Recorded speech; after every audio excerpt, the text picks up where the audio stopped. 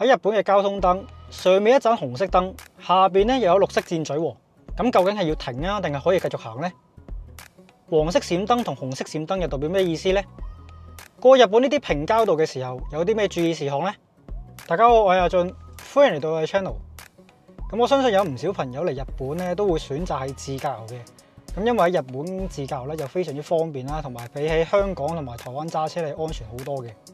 咁但係大家嚟日本自駕遊之前咧，又知唔知道日本嘅交通規則係點嘅呢？咁之前咧，我就分享咗我喺日本咧已經攞到呢個日本嘅車牌噶啦。咁今日呢段片咧，我就諗住分享下我喺呢2-3個月喺日本嘅自動車學校學到一啲日本嘅交通規則啦，同埋注意事項分享俾大家。開始前請大家訂閱我哋嘅 channel、like 同 share 呢段片，俾你準備喺日本自駕遊嘅朋友。有咩建議亦都歡迎喺下邊留言話俾你知。咁喺分享日本嘅交通規則之前咧，咁我就諗住分享下大家選購日本自駕遊汽車保險嘅一啲注意事項。咁我相信大家嚟日本自駕遊咧，都會買一份汽車保險，但求安心嘅。咁但係大家選購呢啲日本嘅汽車保險嘅時候咧，就最緊要睇清楚佢哋嘅條款，例如係醉酒駕駛啊、毒駕或者係加錯油款咧，好多時候咧保險公司咧都係唔會受理嘅。咁而有啲保險公司或者係租車公司咧，亦都會加個條款，就係如果大家係要日本違反呢個交通規則嘅話咧，保險公司咧亦都係有機會係不受保嘅。咁所以大家喺選購日本嘅汽車保險嘅時候咧，就最好睇清楚佢哋嘅條款啦。咁講少少日本嘅一啲係揸車嘅安全意識啦。咁就好似而家咁咧，最緊要就係確保同前車有足夠嘅一個距離。我哋日文個 term 咧叫做車間距離。咁如果發生事故嘅時候，咁咧到時可能警察先生會研究下，究竟你係唔係冇保持一個足夠嘅車間距離咧？如果冇保持一個車間距離嘅話咧，後邊嗰架車撞到前面嗰架車，後邊嗰架車咧都有一個係責任，因為係冇確保一個係足夠嘅車間距離。所以大家喺日本揸車嘅時候，就盡量確保有一個足夠嘅車間距離。譬如我前面呢個路口咧就準備轉左，咁我哋喺日本學車嘅時候咧，好多教車師傅都會教轉左嘅時候咧，就首先要打左燈啦，然之後咧就盡量挨貼左手邊，咁啊同時間咧望一望係左手邊嘅鏡，睇下隔離有冇啲電單車或者單車喺啲盲眼位度攝過嚟，然之後咧就望埋後邊。盲眼位有冇啲單車喺呢啲盲眼位度突然間攝過嚟或者停喺你隔離，而呢個後鏡係唔知嘅。咁確保冇車嘅時候咧，就盡量挨貼左手邊，咁就令到咧後邊想過嘅電單車或者單車咧，盡量唔好攝埋嚟。同埋打左燈嘅意思咧，就話俾後邊有可能嘅電單車同單車知，你準備轉左啦，你唔好攝過嚟我嘅左後邊嘅盲眼位啦。點解要拍埋左手邊咧？就係因為驚我到時轉咗嘅時候，我睇唔到個盲眼位，就會導致咧係嗰個電單車或者單車嘅時候咧，就捲入我架車底。咁我哋日文有個 term， 我哋之前喺日本嘅自動車學校學車嘅時候咧，有個 term 係成日聽到嘅，就叫 makikomi， 就係代表嗰個電單車或者單車咧，係我轉左嘅時候咧，佢會捲咗入車底，就避免係呢個 makikomi 嘅情況出現。所以點解啲人話轉左嘅時候要盡量挨貼左手邊咧？就係因為我係要防止單車或者電單車經過。就好似而家咁，突然間個電單車經過咧，其實如果我唔望盲眼位咧，其實非常之危險嘅一件事。咁我相信大家喺香港學車嘅時候咧，啲教車師傅都話：轉左嘅時候要望一望盲眼位。呢個唔係一個純粹係一個考試嘅動作，而係一個駕駛意識嚟嘅。譬如而家我轉左就要望一望左手邊嘅盲眼位，有冇單車啊、電單車攝過嚟。然之後就慢慢轉左，咁但係轉左嘅時候咧，就要睇到前面咧個行人路咧亦都係綠燈嘅，要俾晒單車啦同埋啱啱啲行人經過，確保左右兩邊冇人冇單車啦，先慢慢駛過去。咁嚟到十字路口呢個情況咧，好多時咧事故就喺十字路口發生嘅。譬如而家綠燈啦，咁然之後我就準備轉右，咁即係我就可以駛出嗰個斑馬線少少，然之後就準備轉右。咁但係轉右之前咧，必須做一樣嘢，就係俾對頭車過晒先。如果前面嗰啲車轉咗，你都要確保佢係轉咗，然之後確保冇車啦。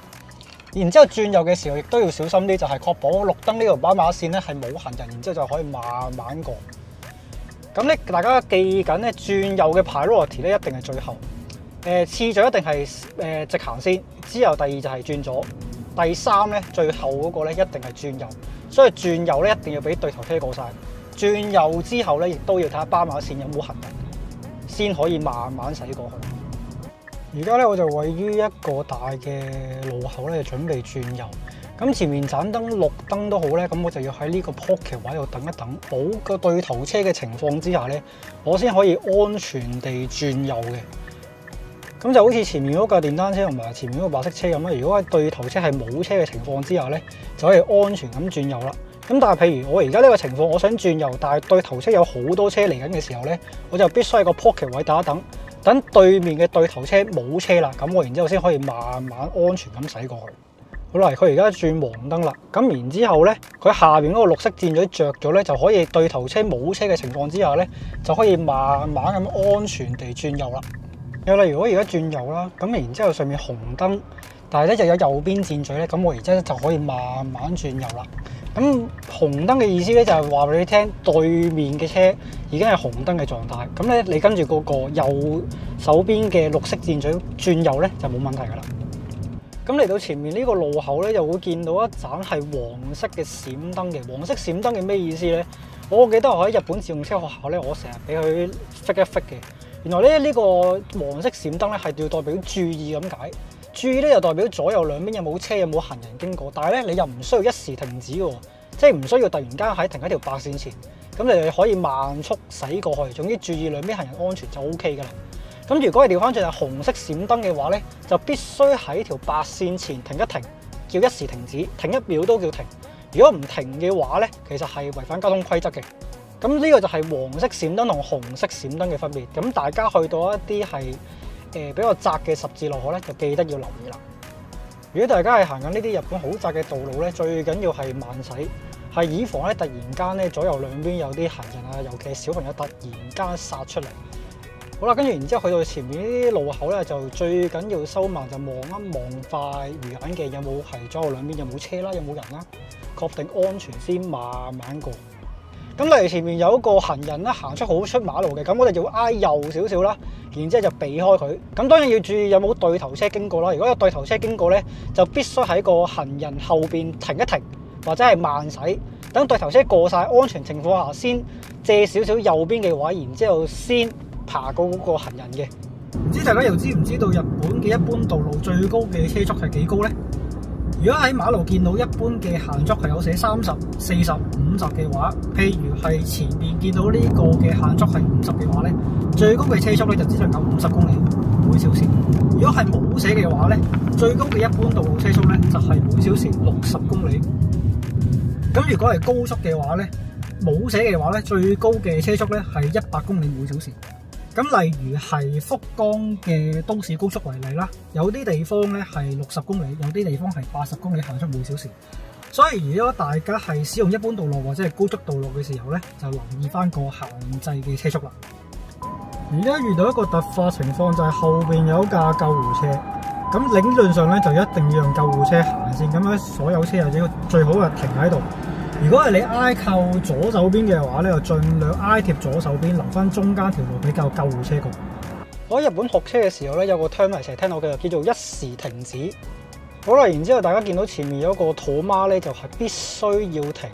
咁日本有幾個地方咧，就係有呢啲土媽咧，或者冇土媽咧，都必須要一時停止嘅。譬如呢個有土媽咧啦，就一定要停一停，然之後確定左右兩邊有冇人有冇車，安全情況下先可以轉。咁另一個喺日本需要一時停止嘅地方咧，就除咗有土媽咧呢個標示嘅地方需要停一停，例如小路出大路之外咧，另一個好常見需要一時停止嘅地方咧，就係前面呢個咁嘅平交道，即係有火車或者 JR 西鐵經過嘅地方。咁例如而家咧有西鐵經過嗰個閘巴咧就已經落咗噶啦。咁但係如果閘巴打開咗嘅時候，嗱前面嗰架車咧就會去啦。但係咧我去到呢個白色嘅線之前咧，我都會必須停一停，代表一時停止，確保左右兩邊係冇車，然之後先可以慢慢駛過去。如果你冇停嘅話咧，如果警察係見到你嘅話咧，佢係會開張告票俾你嘅。咁但係其實有時好多日本人咧，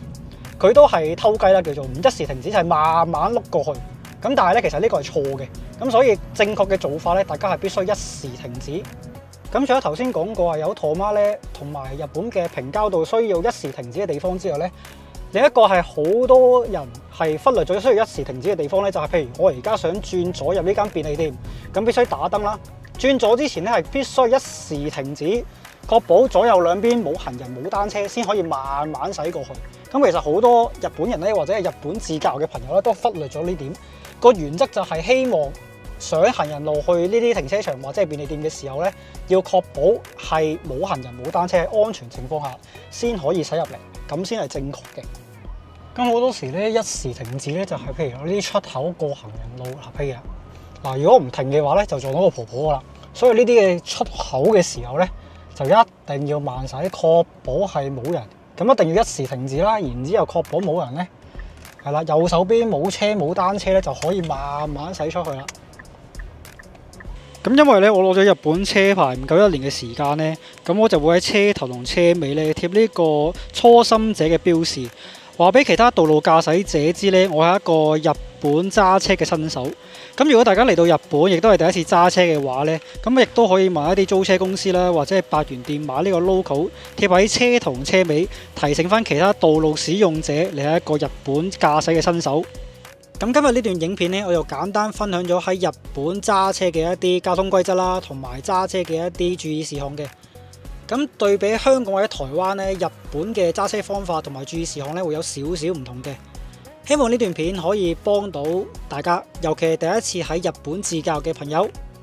下一段片我將會簡單分享下喺日本嘅高速公路啦，同埋使用 ETC 嘅一啲注意事項。臨走前記得訂閱我哋嘅 channel、like 同 share 呢段片，俾你準備喺日本自駕嘅朋友。有咩建議都歡迎喺下邊留言話俾你知。我哋下次再見，拜拜。